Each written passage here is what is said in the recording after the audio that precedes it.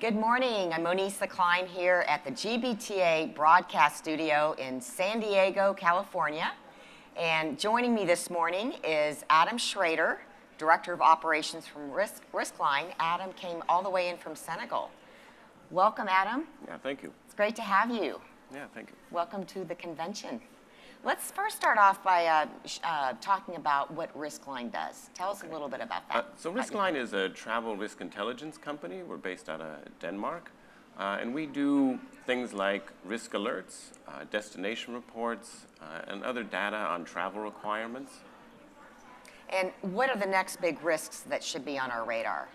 We're tracking quite a lot at this point. I think this summer in North America, in the Northern Hemisphere, we're seeing a lot of severe weather. So things like heat waves in places that are not prepared for extreme heat, things like wildfires, all of this is having a big impact on people's travel. Going into, say, the fall or the winter, we're tracking perhaps another upsurge in COVID. Really? It's impossible to predict, but it's something we'll keep an eye on.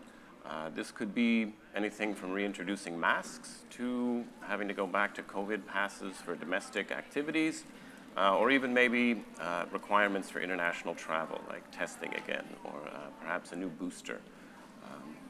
So we'll keep an eye on that going into fall and winter. We're also watching the monkeypox outbreak. At this point, it's in 89 countries, I think, as of last week.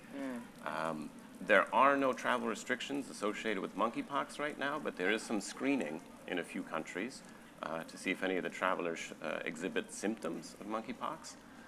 So again, this is something we'll watch to see if this expands in the future. And in more long-term risks, we're looking at things like interstate war, which unfortunately has sort of resurged in the past year, not just in Europe, but in Africa, between, say, the DRC and Rwanda, or in the Taiwan Strait.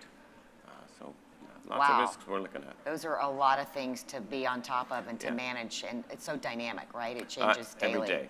So obviously the return to the business travel has been bumpy, right? We've all have gone through a lot in the last 2.5 years. It's interesting that there's a possibility that that could be an issue again, especially for business travel.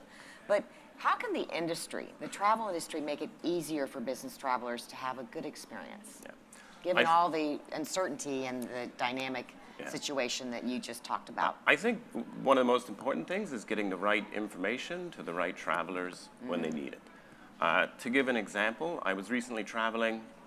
A storm came through, delayed our flight by about 2 hours.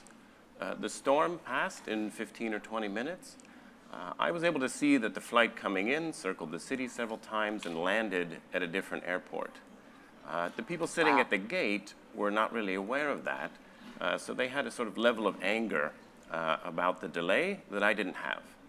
Having that information about where the plane was and when I could expect that flight to get in. Manages expectations, exactly. Right? Yes. Yeah. So that's really critical. Wow.